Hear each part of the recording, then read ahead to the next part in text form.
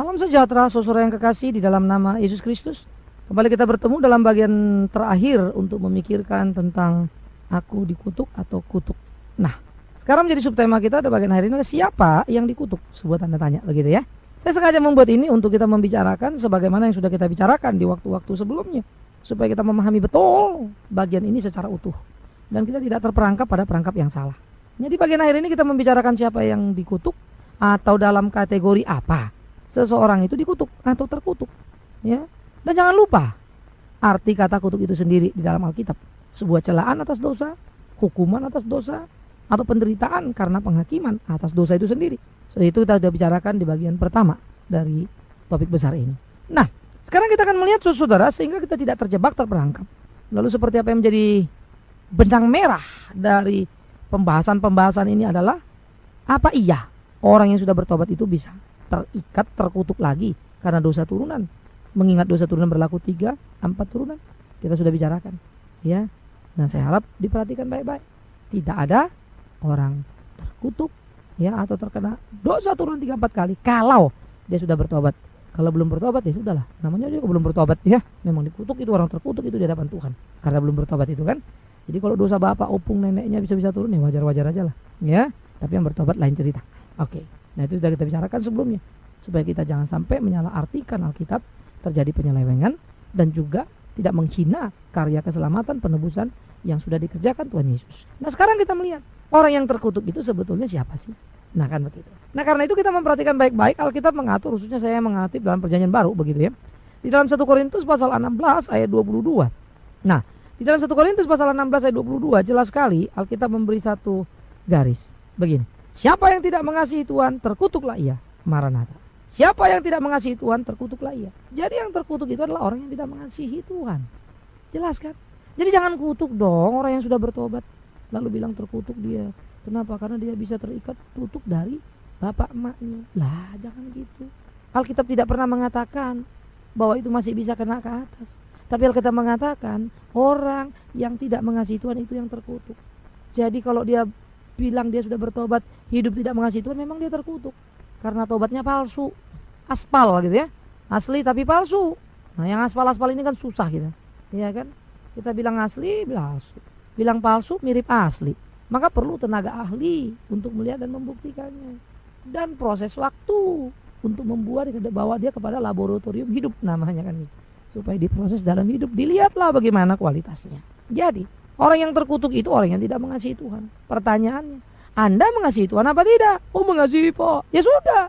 Tapi ini loh Pak, kan gitu. Saya ini sakit-sakit sudah gak sembuh lama sekali, mungkin kutuk. Nah loh, gak sejahtera Pak, mungkin kutuk. Kerjaan gagal Pak, mungkin kutuk. Aduh, nambah lagi. Dijajarkanlah penderitaan, kesulitan hidup ini. Panjangnya setengah mati. Lalu dikaitkan ke situ. Maaf ya, saya ingin mengatakan, kalau kau tidak mengasihi Tuhan, terkutuklah kau. Itu tidak mengasihi Tuhan, dia tidak kenal Tuhan, tidak mau bersama Tuhan. Tetapi kalau betul-betul sudah bertobat, mengasihi Tuhan, pasti Tuhan tolong kau dengan caranya. Kalau hari itu Tuhan izinkan kau memikul salib, jangan cengeng, jangan nangis, jangan cari jalan pintas, nikmati, jalani. Tuhan gak pernah salah kok. Tuhan mau kau kuat, Tuhan mau kau tangguh. Seperti Abraham, punya anak satu dikasih, mau diminta lagi. Itu kan pengujian, tapi lulus Abraham. Dan zaman sekarang kita ini yang susah, diuji tapi gak lulus melulu kan begitu ya. Jadi kita harus hati-hati. Jadi siapa yang dikutuk Tuhan? Yang tidak mengasihi Tuhan. Yang kedua, siapa pula lagi yang dikutuk Tuhan? Nah, ini perlu kita lihat lagi, Galatia 1 ayat 8. Galatia pasal 1 ayat 8 bilang begini. Tetapi sekalipun kami atau seorang malaikat dari sorga yang memberitakan kepada kamu suatu Injil yang berbeda dengan Injil yang telah kami beritakan kepadamu, terkutuklah dia. Jadi yang terkutuk itu adalah kalau ada orang datang memberitakan Injil, tapi Injil lain dari Injil yang kita baca ini. Ditambahinya lah di sana, dikuranginya lah di sini, dibawa-bawanya lah nama Tuhan, kan gitu kan? Paulus bilang, sekalipun kami, yaitu para rasul atau malaikat dari sorga, malaikat dari sorga itu bawa-bawa nama Tuhan Yesus, begitu kan? Tetapi Injilnya itu berbeda. Hati-hati kalian.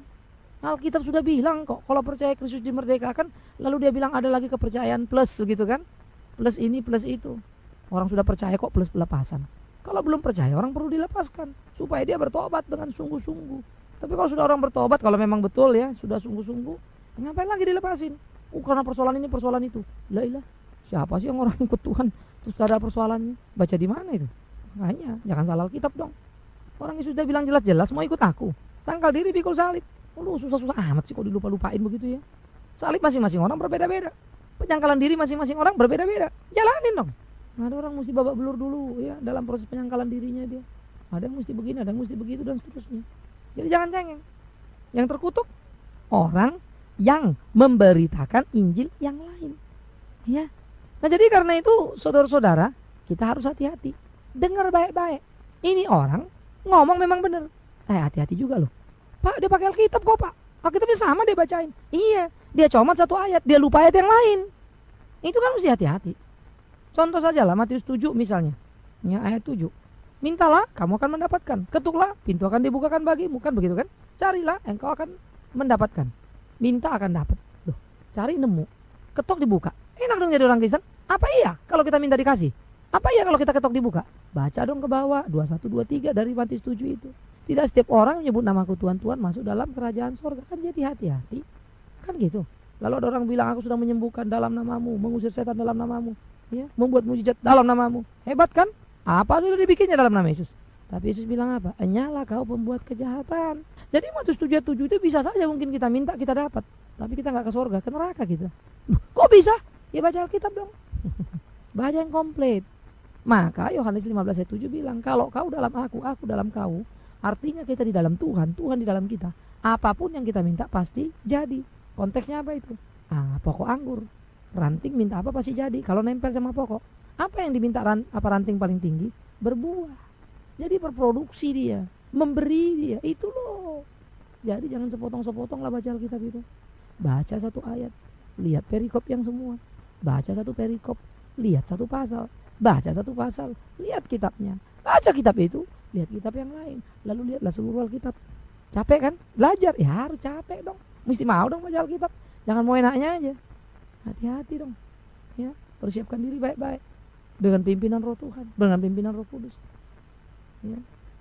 Jadi ini kan kita harus perhatikan baik-baik. Jadi jangan Injil lain. Tapi susahnya jemaat pun nggak tahu Injil.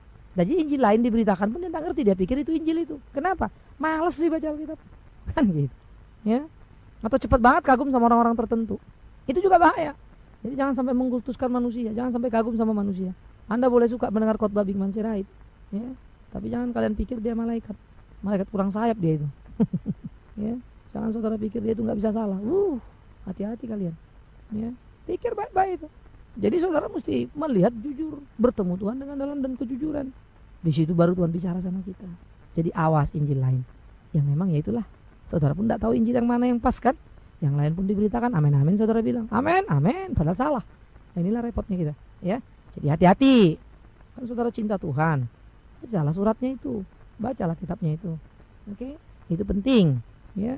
Nah kemudian kita masih melihat lagi di dalam Alkitab, masih di dalam kitab Galatia, apa yang dikatakan atau yang diajarkan atau oleh Alkitab, barang siapa yang terkutuk itu.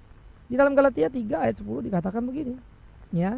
Karena semua orang yang hidup dari pekerjaan hukum Taurat berada di bawah kutuk. Sebab ada tertulis, terkutuklah orang yang tidak setia melakukan segala sesuatu yang tertulis dalam kitab hukum Taurat. Jadi secara pasif orang ini memang tidak melawan, tidak berbuat dosa kan begitu kan? Kan dia nggak mencuri, nggak apa.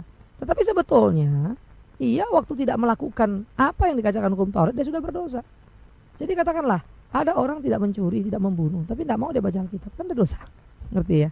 Tapi kan dia nggak berdosa Pak, loh. Dengan tidak membaca Alkitab pun dia sudah berdosa. Jelas. Jadi jangan dia rasa benar hanya karena dia tidak mencuri. Itu sebab ada satu orang kaya datang sama Tuhan Yesus. Dia bilang, guru yang baik, dengan apakah? Atau apakah yang harus kulakukan supaya aku mendapat hidup yang kekal? Bagus sekali pertanyaannya, sangat agamawi. Tetapi kemudian Yesus berkata, kau sebut aku baik. Cuma Allah yang baik. Karena Yesus tahu hati orang ini sebetulnya. Basa-basi aja nih bilang guru yang baik ini. Ya, seperti kebanyakan zaman kini lah. Oh Tuhan mengasihimu, Tuhan mencintaimu, berilah yang banyak untuknya. Kan begitu. Nanti dikasih nggak nyampe juga ke Tuhan kan. Hati-hati pula lah kita kan. Nah ini yang ngasih merasa sudah ngasih sama Tuhan, suka-sukanya lah hidup itu kan, diaturlah semua. Dia pikir dia paling hebat dekat sama Tuhan. Nah ini serba repot semuanya, ya. Nah kita harus hati-hati. Jadi sekalipun Anda tidak mencuri, tidak membunuh, dengan tidak membaca Taurat, aja pun Anda tidak begitu. Atau Anda sudah melakukannya seperti orang kaya itu. Tuhan bilang lakukan apa hukum Taurat. Jangan mencuri, jangan membunuh, ya. Jangan berzina, pokoknya yang berkaitan dengan hidup sesama manusia. Dia jawab apa? Sudah guru. Lalu Yesus bilang, bagus, kalau gitu jual semua hartamu, ikut aku. Gundah gulana lah hatinya karena terlalu banyak hartanya. Artinya apa? Dia lebih mencintai hartanya daripada panggilan Yesus. Jadi dia tidak mau melakukan apa yang dituntut Yesus. Tidak layak dia. Pergilah dia. Nggak jadi dia ikut Yesus. Nggak tahu ceritanya kemudian bagaimana, ya. Karena memang Alkitab nggak ceritakan lagi terusnya dulu itu bagaimana. Ada orang bilang itu dulu si ini, ada yang bilang si itu, tapi yang nggak terlalu jelas. Yang jelas adalah selesai di situ. Hasilnya apa? Dia pergi. Padahal kan sudah tadi kan, tidak berzina, tidak membunuh, tidak ini, tidak itu. Tapi ternyata dia tidak mampu mengasihi sesamanya seperti dirinya sendiri, yang justru merupakan intisari Alkitab. Nah, lihat dirimu. Orang-orang seperti itu celaan itu, ya, karena nggak sanggup dia melakukan apa yang Tuhan mau. Jadi itu yang kadang-kadang kita terkutuk. Jadi lihat yang itu dong, gitu. Jangan turunan-turunan mulu yang diomongin, diri dilihat. Jadi tidak berarti karena Anda tidak punya persoalan, senang masalah apa, bebas, hebat, jago, layak, nanti dulu.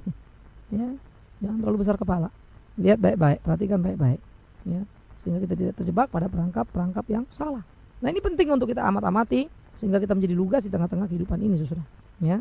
Nah, kalau itu kita mengatakan tadi, kau tidak melakukan Taurat, maka sekarang di sisi yang berbeda lagi, Alkitab juga mengatakan ketika kau berbuat dosa, begitu kan? Nah, itu terkutuk, begitu. 2 Petrus pasal yang kedua, 2 Petrus 2 ayat 14. Demikian firman Tuhan. Mata mereka penuh nafsu zina, dan mereka tidak pernah jemu berbuat dosa. Mereka memikat orang-orang yang lemah. Hati mereka telah terlatih dalam keserakahan. Mereka adalah orang-orang yang terkutuk. Jadi orang yang terkutuk itu adalah yang tidak jemu-jemu berbuat dosa. Ada orang berbuat dosa minta ampun, bukan itu yang dimaksud. Yang dimaksud adalah yang tidak jemu-jemu, jadi terus-menerus berbuat dosa. Kontinuitas. Sudah kontinuitasnya jalan, konsisten pula lagi itu dosa begitu ya. Waduh, ini bahayanya setengah mati. Ya, karena dikatakan mereka aktif memikat orang yang lemah iman, dan dikatakan mereka terlatih dalam keserakahan. Waduh, rusak bebal gitu kan. Jadi mereka melakukan dosa ini. Yang satu tadi secara pasif, ya, secara aktif dia tidak berbuat dosa, tapi secara pasif dia juga ada berbuat dosa dengan tidak melakukan tuntutan Tuhan. Tetapi yang kedua secara aktif dia memang bikin dosa itu. Jadi jangan saudara pikir orang kalau sudah ke gereja sudah mulus dia semuanya. Saya kira kalau membaca si anak muda yang kaya yang datang ke Tuhan Yesus, atau Injil lain menyebutnya ahli Taurat atau pemimpin agama, hebat orang itu sebetulnya aktivitasnya kan, tapi nggak lulus itu di hadapan Tuhan. Nah, tentu kita kaget loh, kalau gitu siapa yang lulus di hadapan Tuhan? Sederhana kok, orang yang dengan jujur mengaku di hadapan Tuhan dan berkata, Tuhan ampuni aku salah. Sama kayak anak kecil datang ke bapaknya, sama begini, Papa aku salah. Saking takut sama Papa dia jujur, dia minta ampun sampai nangis-nangis dia. Nah itu loh, ya, rasa takut akan Tuhan yang tinggi yang ada pada kita, jujur nangis. Tapi bukan berarti nangis bertobat begitu ya. Nangis dalam pengertian batin saya adalah orang yang sungguh-sungguh memahami, mengalami cinta kasih itu, ya.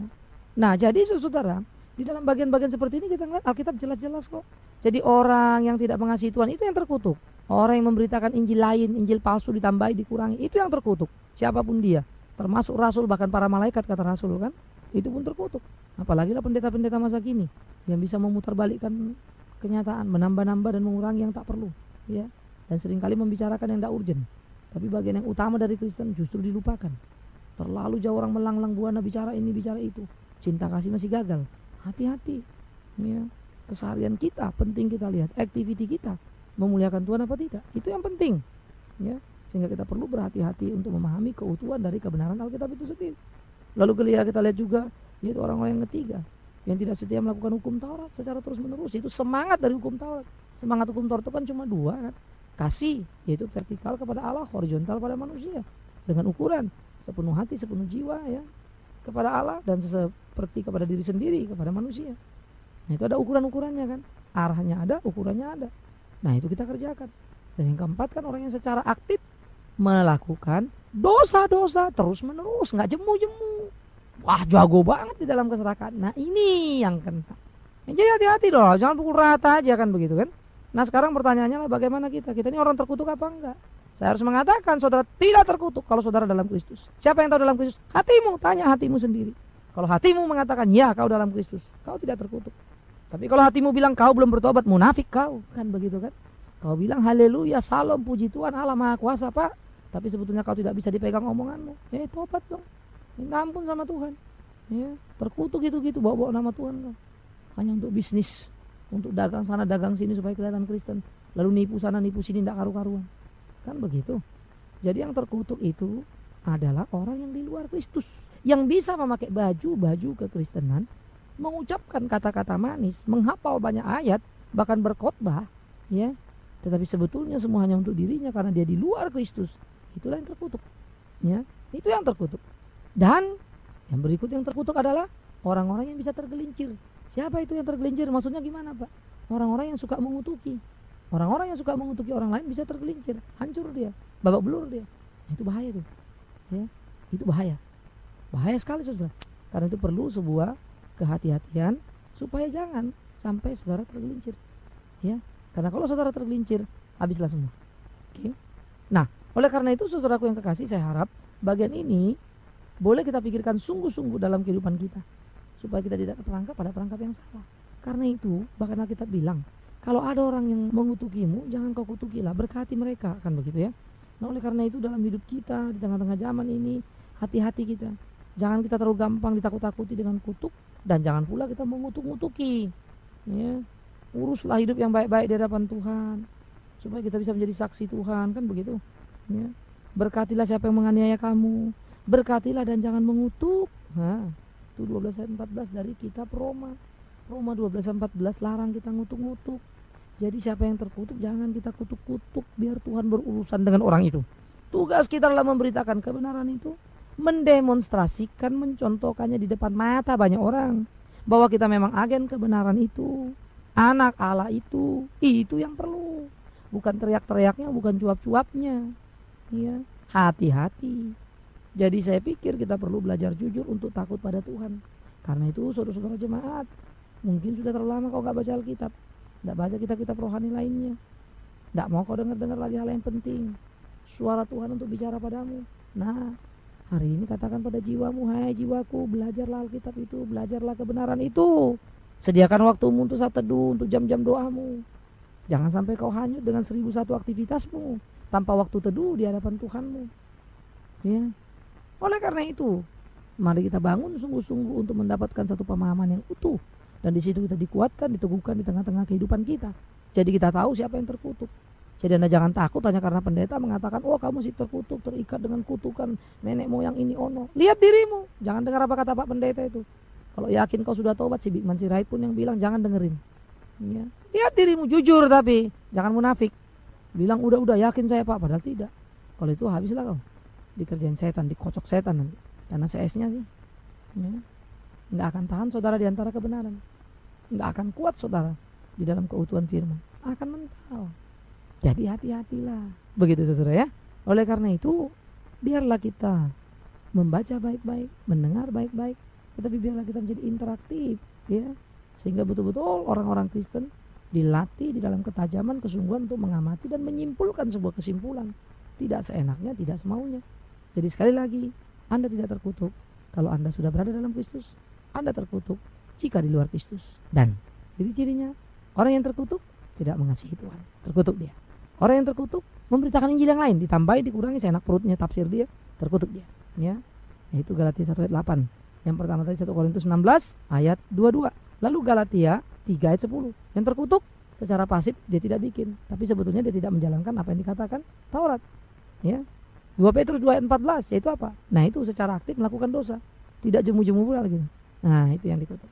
Jadi, saudara bisa kan memeriksa diri sendiri, jujur di hadapan Tuhan. Nah, selamat berevaluasi diri dan selamat menuju konsep baru soal kutuk mengutuk. Amin. Kita berdoa. Kami bersyukur, berterima kasih untuk apa yang bisa kami renungkan.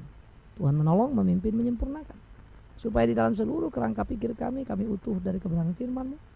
Dalam setiap langkah kami tidak langkah pada langkah yang salah. Tuhan tolong kami, gairahkan kami dalam kasih Tuhan. Di dalam nama Yesus Kristus kami berdoa dan bersyukur kepada Bapa di dalam surga. Amin. Kita telah mendengarkan firman Tuhan yang disampaikan oleh Pendeta Bikman Sirait. Bagi Anda yang merasa diberkati dan ingin menjadi mitra PAMA dalam melayani melalui doa, daya, dan dana, silakan menghubungi kami melalui telepon 392 4229 3924229 atau melalui SMS di 0811 991087, 0811 991087, atau juga bisa mengikuti website kami di www.tiapama.com, www.tiapama.com. Tuhan memberkati.